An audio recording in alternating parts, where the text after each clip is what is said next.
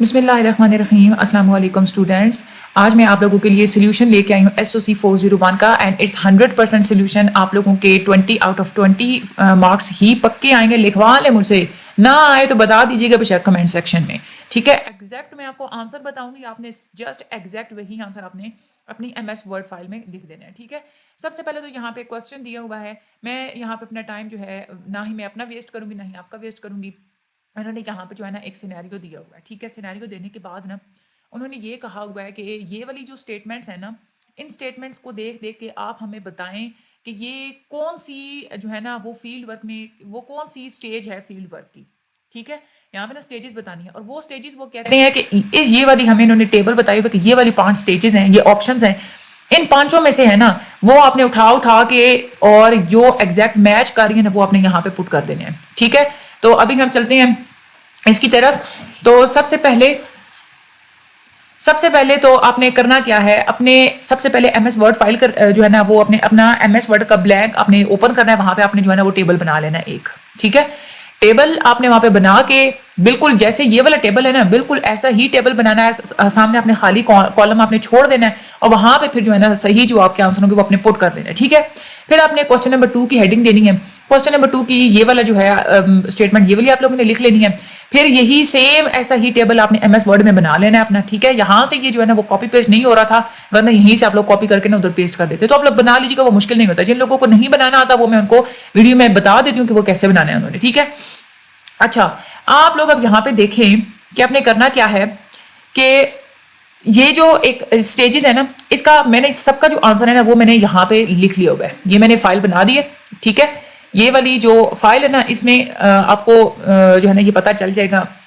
अच्छा, जो पहली जो स्टेटमेंट है, researcher identified common trends in data after interviews के बाद रिसर्चर जो आइडेंटिफाई करते हैं जो कॉमन ट्रेंड्स को, तो वो कब करते हैं? इंटरव्यू लेने के बाद जो उन्होंने डेटा इकट्ठा किया होता है उसको एनालाइज करते हैं ना, उसको देखते हैं, उसका तज्जिया करते हैं डेटा का, तब उनको पता चलता है कि कौन कौन से ट्रेंड्स जो है वो कॉमन है, ठीक है। तो पहले का जो आंसर है ना वो है एनालाइजिंग द डेटा, ठीक हो गया। आगे हम लोग चलते हैं, researcher decided to do the research using qualitative method, ठीक है। अच्छा, अब ये देखें, रिसर्च जब डिसाइड करते हैं कि मैंने क्वालिटेटिव मेथड को यूज करके मैंने रिसर्च करनी है, तो ये कौन सा स्टेप होता है? फॉर्मुलेटिंग का रिसर्च डिजाइन। यानी कि इस स्टेप में आप लोग देख रहे हैं ना कि मैंने रिसर्च के लिए कौन सा डिजाइन मैंने यूज करना है, तो आप कहते हैं कि मैंने रिसर्च वाला मैंने यूज करना है, ठीक है। तो फॉर्मुलेटिंग का research design is the correct answer, ठीक है। अच्छा, आप लोगों को मैं बता दूं कि बाकी जितने सब्जेक्ट्स के आप लोगों को शॉर्ट लेक्चर चाहिए तो वो भी हमारे चैनल पे अवेलेबल है। चैनल को आप लोग सब्सक्राइब कर दें, लाइक कर दें, आगे जरूर दूसरे लोगों को ये वीडियो आप लोग ज्यादा से ज्यादा रिकमेंड करें अपने सारे अपने सर्कल में। उसके अलावा आप लोग अगर पेड सर्विसेज हासिल करना चाहते हैं तो उसका डिस्क्रिप्शन में लिंक भी ग्रुप का दिया गया है, डिस्क्रिप्शन में मेरा नंबर भी दिया गया है, आप लोग वहां से मुझे कांटेक्ट करके पेड सर्विसेज भी आप ले सकते हैं। स्पेशली असाइनमेंट्स का तो चलो सोल्यूशन आ जाता है, लेकिन जो क्विजेस होते हैं ना, क्विजेस का ये होता है कि हर बच्चे के डिफरेंट क्विज आते हैं, तो आपके 100% मार्क्स जो है वो हम लोग आपको क्विजेस में देते हैं, ठीक है। अच्छा, अब हम लोग आगे चलते हैं। Researcher concluded results that lack of education and cultural biases were the reasons behind the identified issue. यहाँ पे रिसर्चर ने कंक्लूड कर लिया रिजल्ट को, ठीक है। कंक्लूड कब करता है? जब वो डेटा को इंटरप्रेट करता है, ठीक है। जब वो डेटा को इंटरप्रेट करेगा तभी उसको वो कंक्लूड कर लेता है कि हाँ भाई ये जो है ना ये वाले मेन जो है ना वो इस सारे प्रॉब्लम में वो रीजंस हैं, ठीक है। उसके बाद रिसर्चर कंडक्टेड इंटरव्यूज। रिसर्चर जो है वो इंटरव्यूज जब कंडक्ट करता है तो क्या करता है? वो डेटा को कलेक्ट करता है। डेटा को कलेक्ट करने के लिए करता है ना, तो कलेक्टिंग डेटा ये जो है इसकी चौथी स्टेज में ये आ जाएगा। पांचवा जो है, researcher wanted to know the reasons behind lack of women empowerment in southern Punjab. Researcher ये जानना चाह रहा है कि जो जनूबी जो पंजाब है वहां पे जो वीमेन एम्पावरमेंट की जो कमी है उसके पीछे क्या रीजन है, ठीक है। वो जी जानना चाह रहे हैं ना, तो ये उसने यहाँ पे प्रॉब्लम उसने सिलेक्ट की है कि मैंने हाँ इस एरिया के अंदर जो है ना वो मैंने रिसर्च करनी है, ठीक है। तो यही सेम आंसर आपने लिख लेने हैं। वैसे तो ये होता है कि आप लोग सेम आंसर लेके तो आप लोगों के मार्क्स कट जाते हैं, लेकिन ये आप लोगों की असाइनमेंट है ही इसी तरह की कि सबके आंसर होने ही सेम है, ठीक है। तो बस ये है कि आप लोग फॉर्मेट जरा जो है ना वो डिफरेंट बना लीजिएगा। बिल्कुल ऐसा आप लोगों ने फॉर्मेट नहीं बनाना, वरना आप लोगों के 0 मार्क्स आएंगे। जिन बच्चों का ये मैं अपलोड कर चुकी हूँ उनके तो फुल मार्क्स आ जाएंगे, लेकिन अगर ऐसा फॉर्मेट आप लोग बनाएंगे थोड़ा बहुत आपने चेंज कर देना है, ठीक है। अच्छा, ये हो गया। उसके बाद हम लोग आगे चलते हैं। आपने क्या करना है, अपने MS वर्ड आपने ये जो फाइल सारी बनानी है इसमें आपने अपना ये जो यहाँ से फॉन्ट स्टाइल है ना आपने हमेशा ये टाइम्स न्यू रोमन पे रखना है, ओके हो गया, ठीक है। टाइम्स न्यू रोमन पे रखना है और यहाँ से ये जो इसका जो है ना फॉन्ट का जो साइज है वो अपने इधर 12 पे रखना है, ठीक है, ओके हो गया। आगे हम लोग अब चलते हैं, मैं आपको टेबल बनाने का भी तरीका बता दूंगी।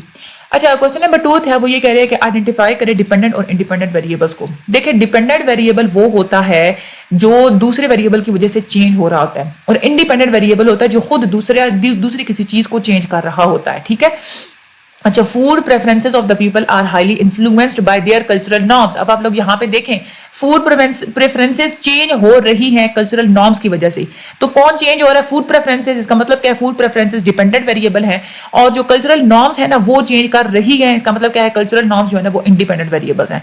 ठीक हो गया। आगे हम लोग चलते हैं। Greater the cultural diversity greater would be language diversity of a region. इसका यहाँ से स्टेटमेंट से ही पता चल रहा है कि इनके कहने का ये मकसद है कि कल्चरल डाइवर्सिटी की वजह से लैंग्वेज डाइवर्सिटी होती है।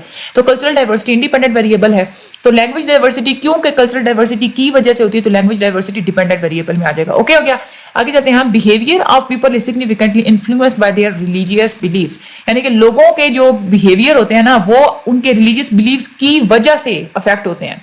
यहाँ पे देखें, हमारे रिलीजियस बिलीव्स हमारे बिहेवियर को अफेक्ट करते हैं, तो रिलीजियस बिलीव खुद क्या होगा? Independent variable. और बिहेवियर क्योंकि रिलीजियस बिलीव्स की वजह से इन्फ्लुएंस होता है, तो जो बिहेवियर ऑफ पीपल है ना वो आ जाएगा हमारा डिपेंडेंट वेरिएबल पे। ठीक हो गया।